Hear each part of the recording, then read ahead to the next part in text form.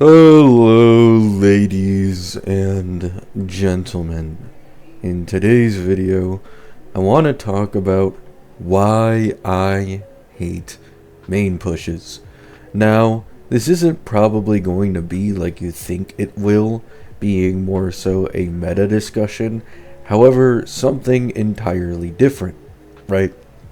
My issue with main pushes is the way that they are treated in comparison to the rest. Now, once again, this has nothing to do with meta, but actually instead in terms of design and in terms of animations. For those who have been watching me long enough, you'd know that the two biggest drivers for me playing gacha games is animations and a character design that I really fuck with, right?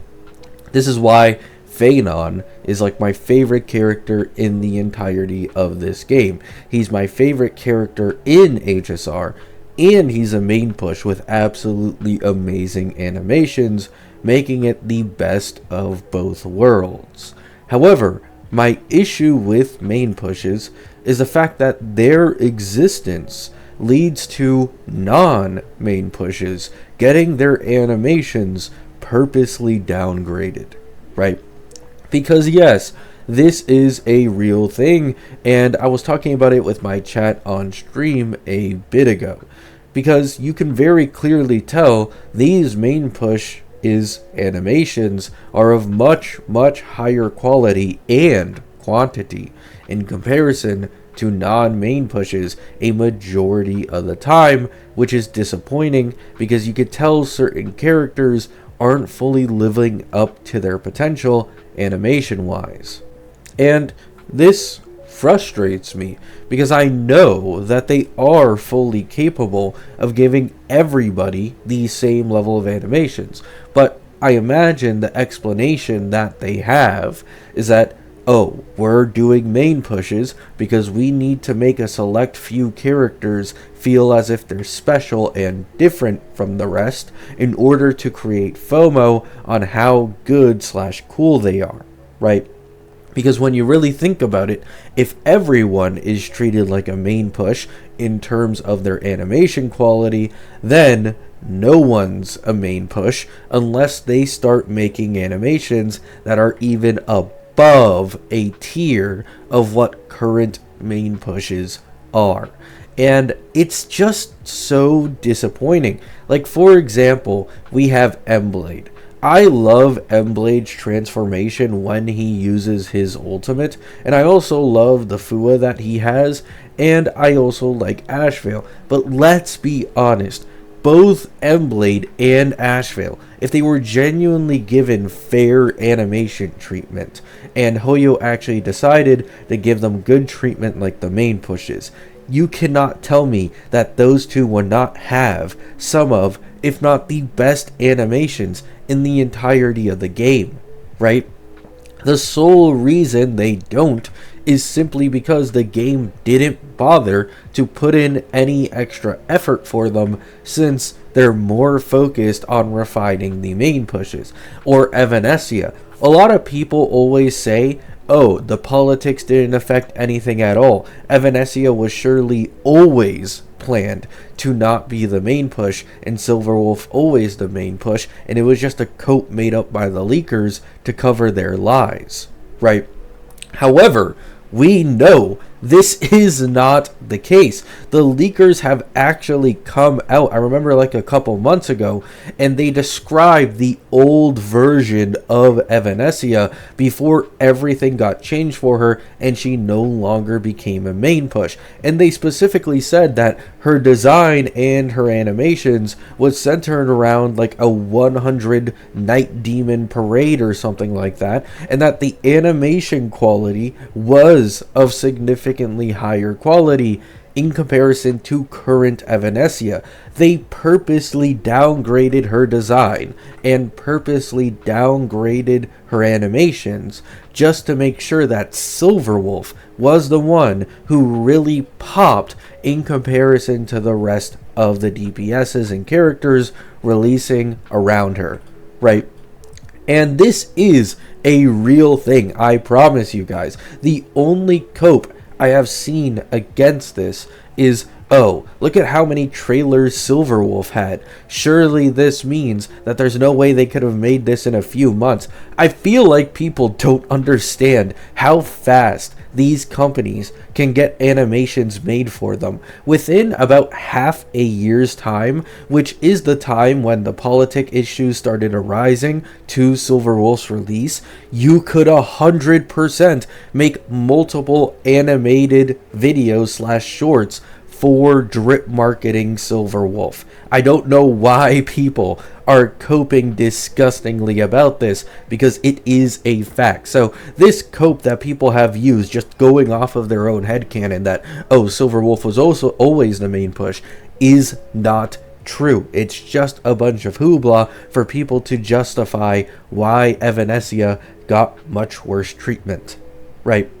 You can also see it as well a bit in the story presence. Now, I will say story presence isn't a tell-all tale, because you have situations like Castress, for example, where sure, you can make an argument that she is very important in lore, but in terms of how much screen time she gets and how much time you get to really bond with that character, it doesn't really feel like what should be an Annie main push, and a lot of people usually pale in comparison to story presence as an Annie main push to Acheron, right? Acheron kind of set the standard with her basically being the center, or one of the centers of the pedagogy story. Cassie didn't really feel like that so much, and the same thing is kind of with Evanessia and as well as Silverwolf currently. But you kind of get my point. I'm disappointed that other characters aren't given fair animation treatment, all to just push main pushes, which has led me to hating main pushes definitely to some extent. Once again, I'm not talking about meta, right?